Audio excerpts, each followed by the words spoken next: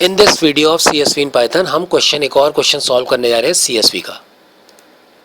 देखो क्वेश्चन क्या है, write a program to write into CSV file 1.csv roll number name and marks separated by comma sign. मतलब वो कह रहा है कि आपका जो डिलीमीटर का साइन है वो कॉमा का साइन है, बिल्कुल सिंपल साइन है। दूसरी चीज उसको 1.csv के अंदर ट्रांसफर करना है। साथ में एक और चीज उससे करनी है कि रिकॉर्ड तो जाएंगे उसमें एक हेडर भी जाएगा, हेडर रो बनेगी। इसका मतलब role number name and marks ये क्या हो गए, हेडर हो गए, और उसके बाद रिकॉर्ड। तो इसको, और उसमें कह रहा है कि इसके एग्जाम्पल के हिसाब से कह रहा है कि यूजर ने 2 रिकॉर्ड एंटर करे। इसका मतलब ये हमारे को फिक्स नहीं है कि कितने रिकॉर्ड जा रहे हैं, 1 जा रहे हैं, 2 जा रहे हैं, 3 जा रहे हैं, कितने भी जा सकते हैं।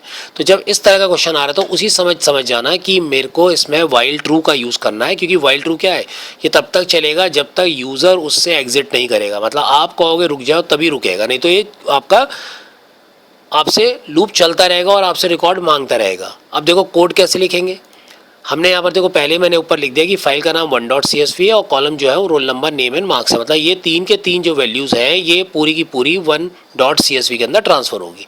तो पहला स्टेप क्या होता है, इम्पोर्ट CSV का। तो सेकेंड लाइन क्या बनती है, उसके बाद आप फाइल को ओपन करोगे 1.csv को राइट मोड में, न्यू लाइन /n लगा करके। अब जब हमें पता है कि हमने W में ओपन करा है तो हम इसी समय जब नेक्स्ट लाइन बनेगी वो राइटर की लाइन बनेगी। तो हमने क्या लिखा, W = CSV.WriterF। तो ये F क्या हो गया, लिंक हो गया। अब ये W के थ्रू हम क्या करेंगे, F के अंदर मतलब जो 1.csv इसके अंदर रिकॉर्ड को ट्रांसफर करेंगे। लेकिन इससे पहले जब हम इनपुट लेंगे तो सबसे पहले उसने क्या कहा है कि आप पहले हेडर दो।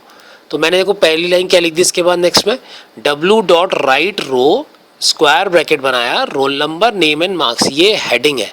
ये हेडिंग मैंने पहले क्यों लिखी है, क्योंकि इसकी नेक्स्ट लाइन जो बनेगी वो वाइल ट्रू की है।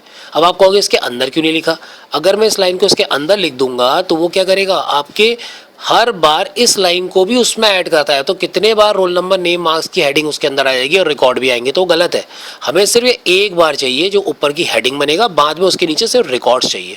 तो जब रिकॉर्ड एंट्री होती है वो वाइल के अंदर आती है और जो हेडिंग है वो वाइल से ऊपर चला गया।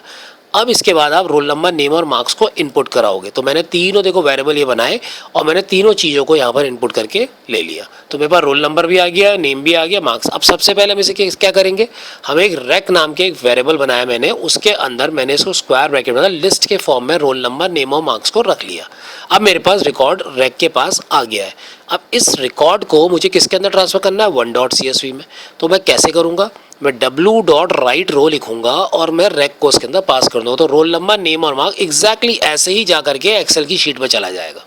जो CSV बनेगी, जो एक्सेल में ओपन करोगे तो वहाँ पर दिखेगा। तो इसके बाद मैंने CH = do you want to exit, yes और नो। मतलब मैंने यहीं पर लिख दिया कि क्या भाई तुम और भी रिकॉर्ड एंटर करना चाहते हो या नहीं।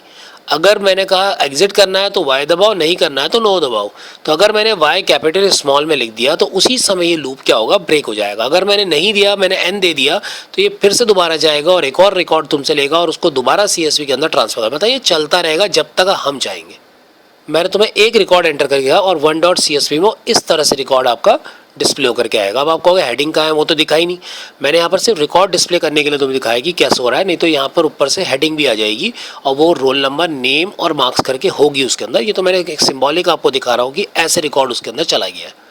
अब जब ये इसके अंदर हो गया, ये तो पहला पार्ट हो गया। इसका जो दूसरा क्वेश्चन है वो देखो क्या है, वो कह रहा है write a program to read all the content from student.csv। अब हमने क्या करा, एक फाइल student.csv में से आपको डिस्प्ले द रिकॉर्ड्स और ओनली दो स्कोर मोर देन 80। तो आपको डिस्प्ले करने उन रिकॉर्ड को जिनके मार्क्स 80 से ज़्यादा। Records stored in a student in this format, मतलब ये आपका स्क्वायर ब्रैकेट, ये लिस्ट का फॉर्मेट है, ऐसे करे रिकॉर्ड आ रहे हैं, role number name and marks. तो खुद समझ जाओ, अगर ये लिस्ट है तो पहला वाला 0 होगा, दूसरा वाला 1 होगा, ये तीसरा वाला आपका 2 होगा। तो यहाँ पर हमारे को टारगेट करना है। तो सबसे पहले लाइन मैंने क्या लिखी, इम्पोर्ट CSV। सेकेंड लाइन हम क्या करेंगे, इस student.csv को किस मोड में ओपन करेंगे, रीड मोड में ओपन करेंगे। तो मैंने उसे रीड मोड में ओपन कर दिया।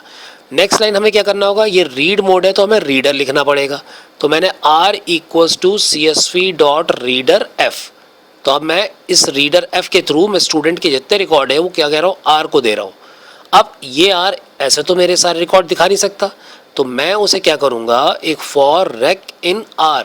रैक क्या है, एक तरह से अब ये क्या करेगा, R से रीड करेगा और रैक के पास जाएगा। रैक एक लिस्ट टाइप बनेगा, ये एक एक करके रिकॉर्ड R से लेता जाएगा और अपने अंदर स्टोर करेगा। तो जैसे ही मैं इसको यहाँ पर आऊँगा और मैं इसे चेक कराऊंगा कि क्या rec of 2, अब 2 क्यों कहा मैंने, क्योंकि अगर आप यहाँ देखोगे तो ये जो प्लेस है इंडेक्स वैल्यू के हिसाब से 0 1 2 है, तो सेकेंड इंडेक्स वैल्यू में टारगेट हो रहा है। तो मैंने यहाँ लिखा if rec of 2 is greater than 80, तो जैसे ही मैं लिखूंगा rec of 2 ग्रेटर देन 80, तो अगर वो वहाँ मिल गया ग्रेटर देन 80 है तो उसके रिकॉर्ड को प्रिंट रैक कर दो, तो वो प्रिंट कर देगा उसको और आपके रिकॉर्ड जो है वो आपके सामने डिस्प्ले होके आ जाएगा। और बग जब पूरा ये प्रोग्राम ख़त्म होगा तो जैसे ही आप बाहर आओगे एफ डॉट क्लोज करोगे तो आपकी फाइल जो है वो क्लोज हो जाएगी। अब देखो उसी प्रोग्राम को मैंने थोड़ा सा चेंज कर दिया। मैंने यहाँ पर, अब मान लो क्वेश्चन आ गया कि आपका क्वेश्चन तो वही है, student dot C S V display the record only those students who score more than 80 marks, लेकिन यहाँ पर तुम थोड़ा सा ध्यान दो तो वो कह रहा है फॉर्मेट आपका ये है, अब roll number semicolon name semicolon marks. तो इसने क्या करा है, वो कह रहा है कि जब आपने राइट किया तो उसमें आपने डीलिमिटर जो था वो कॉमा की जगह पे सेमीकोलन दे दिया। तो मैंने याद है जो सबसे पहला सीएसवी का सेकंड वीडियो बनाया था तो उसमें मैंने आपको बताया था, डीलिमिटर वाला जो वीडियो है उसमें मैंने बताया था कि अगर सेमीकोलन लग गए तो ये एक वैल्यू बन जाती है। तो हमें डीलिमिटर के साइन को भी बताना पड़ता है किसको, रीडर को।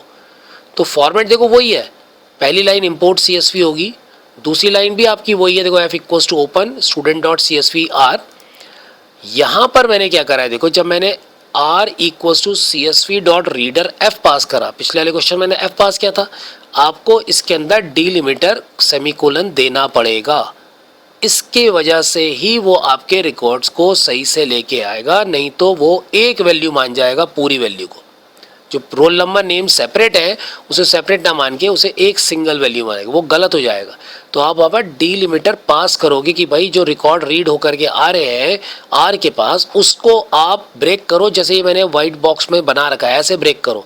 तब ये आर जब हम इसको रन कराएंगे फॉर रैक इन आर, ये जब इसको रन करेगा तो इसको ऐसे करके आपके फॉर्मेशन देगा। और if rack of 2 is greater than 80 करोगे और उसके बाद वो चेक करेगा यस वहाँ पर है तो वो रिकॉर्ड प्रिंट होगा। तुम्हें इस चीज़ का बहुत ध्यान देना है कि अगर वहाँ पर उसने ऐसे करके लिखा कि जो वैल्यूज़ पड़ी हुई हैं वो ऐसे करके रखी हुई जिसमें सेमीकोलन पास है, कॉमा का साइन नहीं है, तो आप उसी समय डिलिमिटर के साइन को रीडर के अंदर पास कर देना, क्योंकि तब वो रीडिंग जो होगी वो उसको सेमीकोलन की को पढ़ के आपकी वैल्यूज़ को लाएगा और ब्रेक करके आर को देगा, जो आर बाद में रैक को देगा, जिसके थ्रू आप चेक कराओगे कि वो वैल्यू आपकी क्या है।